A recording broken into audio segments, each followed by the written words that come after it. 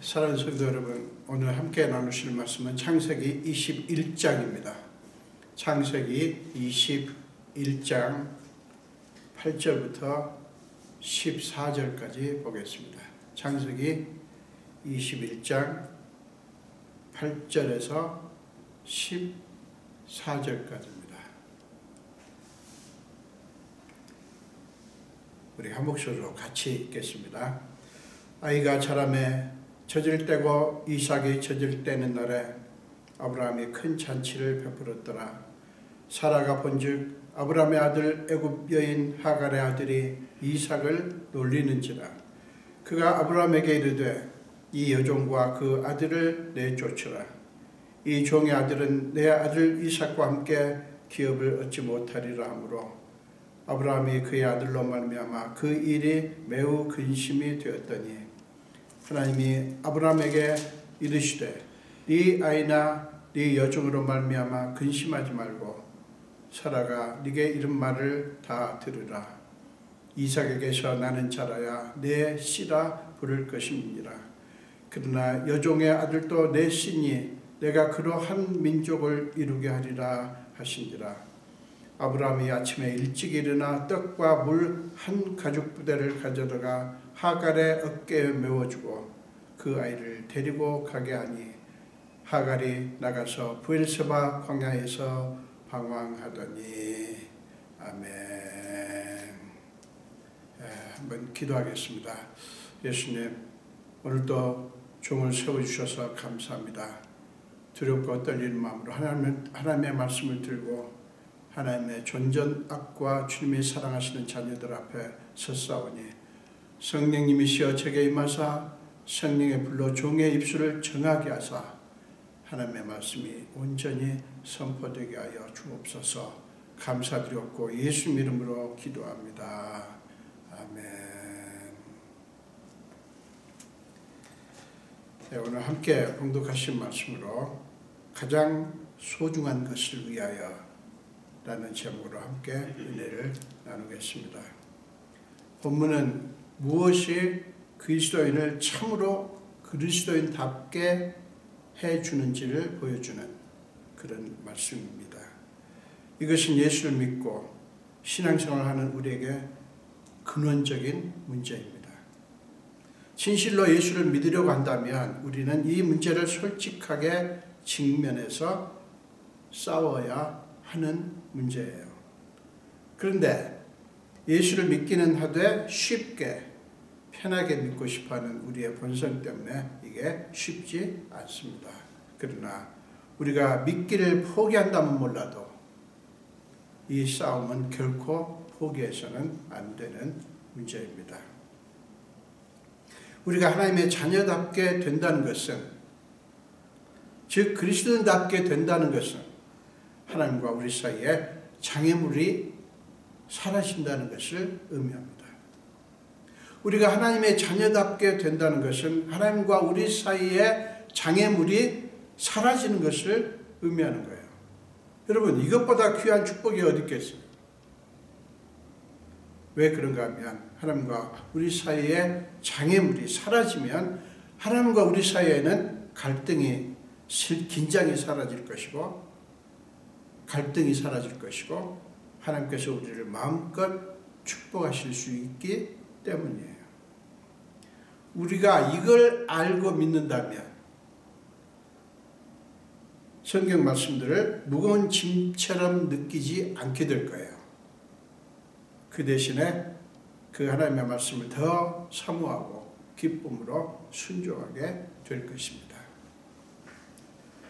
여러분 기억하십시오. 하나님은 우리에게 무거운 짐을 안겨주려고 말씀을 주신 게 아니에요.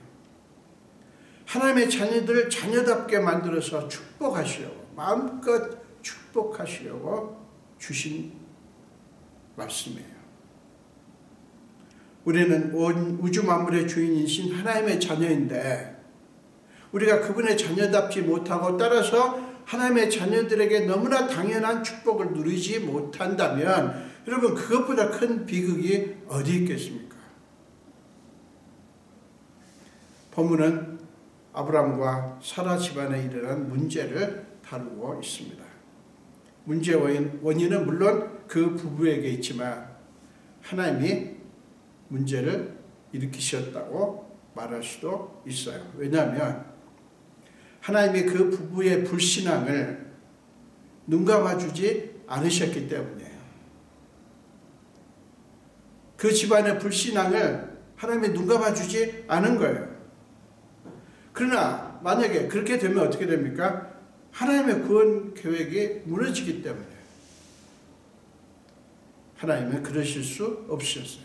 눈 감아줄 수가 없었어요. 여러분은 어떠십니까? 여러분의 불신앙과 여러분의 죄를 하나님이 눈 감아주시기를 원하시겠습니까? 그러면 여러분의 불신앙과 죄를 눈 감아주면 하나님이 여러분을 떠나실 수 있는데 그래도 그렇지 않습니까? 제가 심각한 질문을 드리는 것입니다. 하나님이 여러분의 불신앙과 죄를 마냥 눈 감아 주시기를 원하십니까? 그러실 수 있겠죠. 하나님이시니까. 그러나 그 말은 무엇을 의미하냐면 하나님이 여러분을 떠나시고 여러분을 버리신다는 것을 의미합니다. 그래도 괜찮을까요? 여러분, 아브라함 집안에 일어난 문제의 발단은 그 부부에게 이삭이 태어난 것입니다. 아브라함이 무려 100세나 되었을 때 이 아들이 태어난 거예요. 이거는 하나님께서 약속하신 거예요. 그러니까 이삭은 약속의 산물이에요. 여러분, 이게 얼마나 놀라운 축복입니까? 그런데 이것 때문에 이 집안에 문제가 발생한 것입니다. 왜 그렇습니까? 아브라함과 사라에게는 이미 다른 아들이 있었어요. 사라의 여종 하갈을 통해 얻은 이스마엘이라고 하는 아들이 있었습니다. 그 이스마엘이 태어난 얘기는 창세기 16장에 자세히 기록이 되어 있죠. 아브라함의 나이 86세가 되었을 때 얻은 아들이에요. 이삭을 낳기까지 15년여의 세월을 흐르는 동안 아브라함의 집안에는 표면적으로는 별 문제가 없었습니다. 그런데 이삭이 태어나면서부터 문제가 시작되었어요. 본문은 다음과 같이 기록합니다. 8절, 9절입니다. 아이가 자라매 젖을 떼고 이삭이 젖을 떼는 날에 아브라함이 큰 잔치를 베풀었더라. 사라가 본즉 아브라함의 아들 애굽 여인 하갈의 아들이 이삭을 놀리는지라. 여러분, 형 동생 사이에는 특별히 애들 때, 아이일 때 얼마나 흔하게 그런 일이 있습니까? 놀리는 일, 여러 가지 일들이 흔히 있는 일이죠. 그런데 문제는 그 형이 아브라함의 아내 사라가 인정하고 싶지 않은 하갈의 아들인 거예요. 물론 아브라함에게는 자기 아들입니다. 그렇지만 사라에게는 자기 아들이 아니라 자기 여종 하갈의 아들인 거예요. 안 그래도 이스마엘이 못마땅한데 지금 그 이스마엘이 자기가 낳은 아들을 놀리는 것을 이 사라가 본 것입니다. 그때 사라가 어떻게 반응합니까? 10절입니다. 그가 아브라함에게 이르되 이 여종과 그 아들을 내쫓으라. 이 종의 아들은 내 아들 이삭과 함께 기업을 얻지 못하리라. 분노가 치밀어 오른 사라는 남편에게 그 아들과 그의 어머니를 내쫓으라고 요구합니다. 여러분, 이 얼마나 악합니까? 어떻게 이럴 수가 있어요? 여러분, 이 어처구니없는 요구를 들은 아브라함의 마음이 어땠을까요? 11절 보세요. 아브라함이 그의 아들로 말미암아 그 일이 매우 근심이 되었더니, 이렇게 말씀합니다. 당연하지 않겠어요? 아니, 15년 동안이나 인생의 희노애락을 함께 나누었고요. 그 아들을 바라보면서 집안의 미래를 꿈꾸었던 아브라함으로서는 아내의 요구가 너무나 부당했을 것이고 그것 때문에 근심이 되었을 것입니다. 여러분, 막무가내로 말이 안 되는 요구를 하는 사라 앞에서 꼼짝 못하는 아브라함의 우유부단한 모습을 보십시오. 아브라함은 근심만 할 뿐 아무것도 못합니다.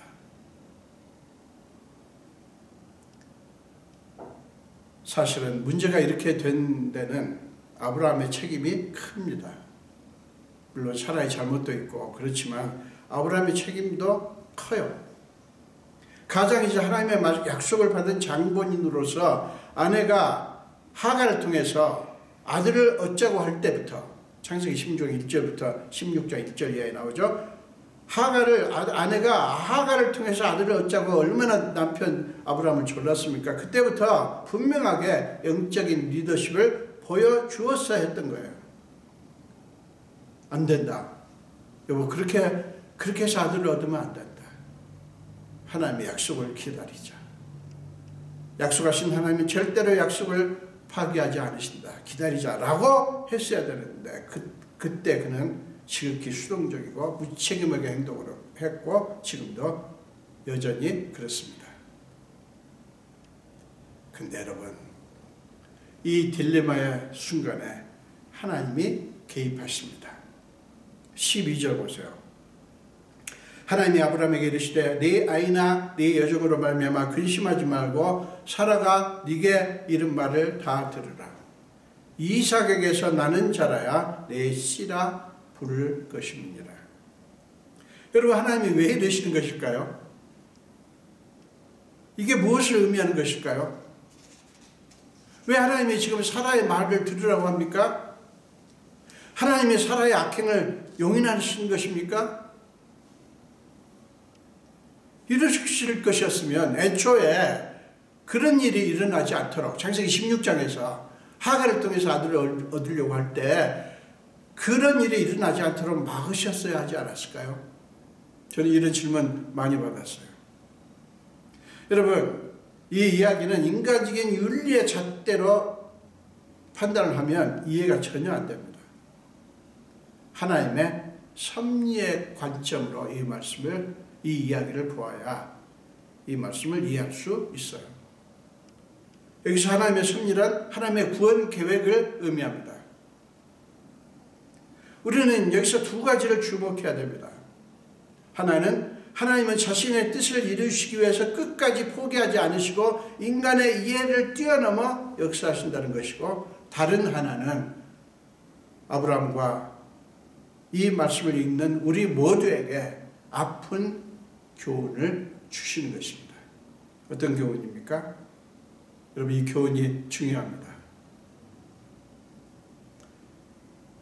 우리가 끝까지 하나님의 약속을 기다리는 것과 하나님의 뜻, 하나님의 방식이 아닌 다른 방식으로 목적을 이루려고 하지 말라는 말씀이에요. 다시 말씀드립니다. 끝까지 하나님의 약속을 기다리는 것과 하나님의 뜻, 하나님의 방식이 아닌 다른 방식으로 우리의 목적을 이루려고 하지 말라는 말씀이에요. 그렇지 않으면 이루고 또 얻어도 그 이룬 것이나 그 얻은 것이나 그 성취는 오히려 해가 될 수 있기 때문이에요. 지금 아브라함 집안에 일어난 이 문제가 이거 아닙니까? 자기들의 방식대로, 자기들의 생각대로 그 뜻을, 목적을 이루었잖아요. 한때는 좋아했겠죠.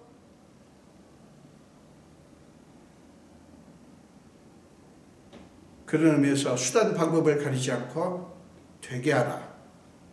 수단 방법을 가리지 말고 되게 하라 라고 하는 말은 지극히 비신앙적인 말입니다.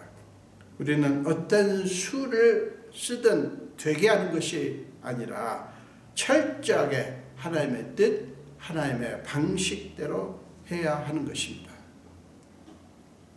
여러분, 하나님이 얼마나 고집스러운지 아십니까? 그분은 기필코 자신의 뜻을 이루십니다. 사랑 여러분, 하나님의 자녀인 우리의 관심이 여기에 있어야 되지 않겠습니까? 하나님, 우리의 관심이 여기에 있어야 돼요. 여러분, 잊지 마십시오. 하나님의 관심을 버리고 우리의 관심과 우리의 욕구대로 하면 일단은 뭔가를 얻긴 하겠죠. 되게 하긴 하겠죠. 그러나 그것은 우리에게 이로운 것이 아니라 오히려 치명적인 해가 될 수 있어요. 우리는 우리가 원하는 것을 얻는 일에 간절할 것이 아니라, 우리가 원하는 것을 얻는 일에 간절할 것이 아니라 하나님의 뜻에 순종하는 일에 간절해야 합니다. 그러므로 사랑하는 여러분, 여러분의 방식, 여러분의 관점을 고집하지 마십시오. 그렇게 중요하지 않아요. 여러분의 방식, 여러분의 관점대로 꼭 돼야 된다고 고집하지 마시라고요. 여러분, 하나님은 아브라함에게 사라의 말대로 하갈과 그의 아들을 내보내라고 말씀하시고 그에게 이런 약속을 하십니다. 13절입니다. 그러나 여종의 아들도 내 신이 내가 그로 한 민족을 이루게 하리라. 이렇게 약속하십니다. 이 말씀이 아브라함에게 크게 위로가 되었을 것입니다. 그래서 아브라함은 하나님의 말씀대로 아침에 일찍 일어나 떡과 물 한 가죽 부대를 하갈의 어깨에 메어주고 그 아이를 데리고 떠나게 합니다. 여러분, 그 장면을 상상해 보십시오. 얼마나 가슴 아픈 순간입니까? 인간적으로 또 얼마나 부당한 일입니까? 여종이야 그렇다고 치더라도 어떻게 15년을 함께했던 사랑하는 아들을 내보낼 수가 있겠어요? 오랫동안 키우던 반려견이 죽어도 또 잃어버려도 마음이 무너지는데, 하물며 자기 아들을 떠나보내는 아버지 아브라함의 심정이 어땠겠습니까? 그의 심장은 찢어지듯 아파하실 것입니다. 아버지와 아들은 서로 한참이나 부둥켜 안고 통곡했을 것입니다. 인간의 정이라는 게 그렇게 간단하게 끊어지는 게 아니지 않습니까? 그러나 아브라함은 인간의 정이 아니라 하나님의 뜻에 순종해야 했기 때문에 그를 떠나보내야 하는 것입니다. 마음이 찢어지듯 아파도 내보내야 합니다. 약속의 자식, 믿음의 자식과 육체의 자식, 불순종의 자식이 함께 있을 수 없기 때문이에요. 이스마엘은 인간의 계획과 생각대로 된 육체의 열매이고, 이삭은 하나님의 뜻, 하나님의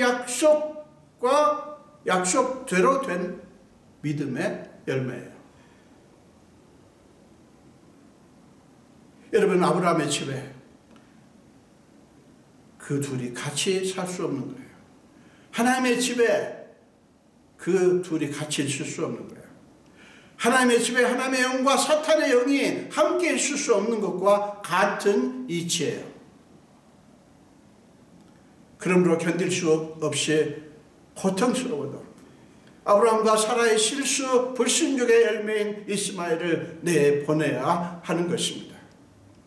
예수를 믿으면서 우상을 섬기고 세상 풍속을 따라 살던 이 습관을 그대로 둘 수 없는 것과 같은 이치예요. 그대로 두어도, 즉 예수도 믿고 세상 풍속도 따라가고 우상도 섬기고 그래도 괜찮을 것 같지만, 여러분, 그 모든 이 습관들은 우리와 하나님의 관계를 망칩니다.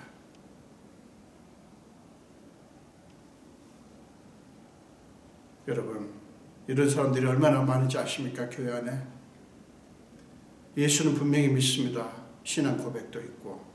그렇지만 그 예습관, 우상을 끊어버리지 않았기 때문에 양신이 왔다 갔다 하는 거예요. 성령도 들어오시고 악한 영도 들어오고. 여러분, 예습관은 하나님과 관계를 이렇게 망칩니다. 사는 여러분, 개인도 그렇고 교회도 마찬가지입니다.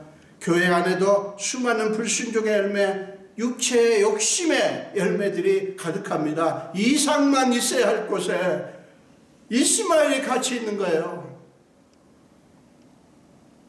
물론 교회에 거룩한 사람들만 오는 게 아닙니다. 죄인들이 옵니다.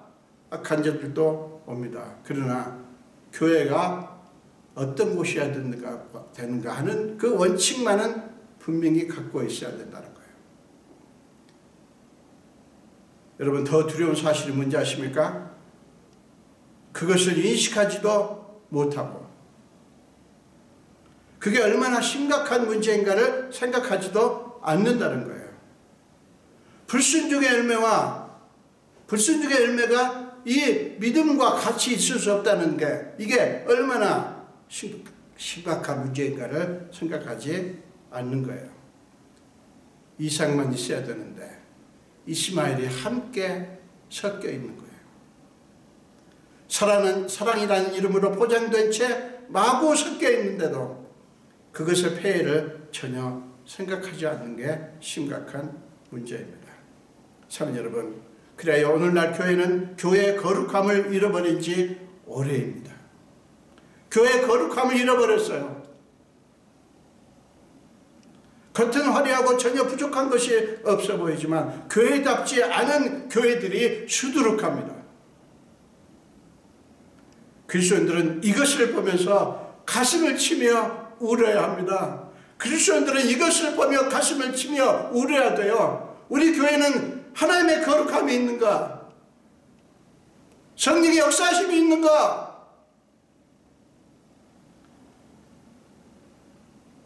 죄인들이 죄를 회개하고 자신의 악행을 다 쫓아내버리고 하나님께 순종하는 거예요. 이거를 살펴봐야 돼요. 그런데 그리스도인들이 관심이 없어요. 우리 교회는 어떨까요? 교회다울까요? 거룩함이 있을까요? 그리스도인들은 이걸 보며 가슴을 치야 됩니다. 다른 게 아니라 이것 때문에 울어야 해요. 교회에 사람들만 많이 모여 있으면 된다고 생각하지 마십시오. 그것은 심각한 착각입니다. 사람이 많이 모인 것이 문제가 아니라 교회에 다 와야 된다고요. 자, 갈라디아서 4장 28절부터 31절 말씀을 보겠습니다. 갈라디아서 4장 28절부터 31절입니다. 형제들아, 너희는 이삭과 같이 약속의 자녀라. 그러나 그때 육체를 따라 낳은 자가 성령을 따라 낳은 자를 박해한 것 같이 이제도 그러하도다. 그러나 성경이 무엇을 말하느냐? 여종과 그 아들을 내쫓으라. 여종의 아들이 자유 있는 여자의 아들과 더불어 유업을 얻지 못하리라 하였느니라. 그러나 그런즉 형제들아, 우리는 여종의 자식이 아니요 자유 있는 여자의 자녀니라. 여러분, 그렇습니다. 우리 안에는 두 자아 이스마엘과 이삭이 싸우고 있습니다. 하나님의 은혜로 말미암아 구원을 받아 성령을 따라 난 자가 되었음에도 불구하고 우리 안에는 여전히 불순종과 비은혜의 자아가 시퍼렇게 살아있습니다. 사랑하는 여러분, 이것을 솔직하게 인식하고 불순종과 비은혜의 자아를 쫓아내기 위해서 싸우십시오. 이 싸움 없으면 우리 영은 날마다 죽어갑니다. 사랑하는 여러분, 예수님도 겟세마네 동산에서 싸우셨어요. 마태복음 26장 39절 보세요. 아버지여, 만일 할 만하시거든 이 잔을 내게서 지나가게 하옵소서. 이것은 이스마엘입니다. 그러나 예수님은 곧바로 어떻게 기도하십니까? 그러나 나의 원대로 마시옵고 아버지의 원대로 하옵소서 라고 기도하셨어요. 이것은 이삭입니다. 우리 안에는 하나님과의 관계를 강화시켜주는 이삭도 있지만 하나님과 관계를 가로막거나 방해하는 이스마엘도 분명히 있습니다. 여러분, 믿음이 자라간다는 것은 이스마엘은 점점 우리에게서 빠져나가고 사라지고 이삭으로 우리의 심령이 채워져 가는 거예요. 이스마엘은 점점 빠져나가고 이삭으로 우리의 심령이 채워지는 거예요. 그것은 여러분과 하나님 사이를 가로막는 장애물이 사라지는 것을 의미합니다. 그래야 하나님은 여러분에게 주고 싶으신 축복을 마음껏 주실 수 있기 때문이에요. 사랑하는 여러분, 그 어떤 것도 하나님과 여러분 사이를 가로막지 못하게 하십시오. 그 어떤 것도 하나님과 여러분 사이를 가로막지 못하게 하시라고요. 여러분 안에 또아리를 틀고 앉아있는 불순종과 육체의 욕심 이스마엘을 끊임없이 내쫓으시기를 바랍니다.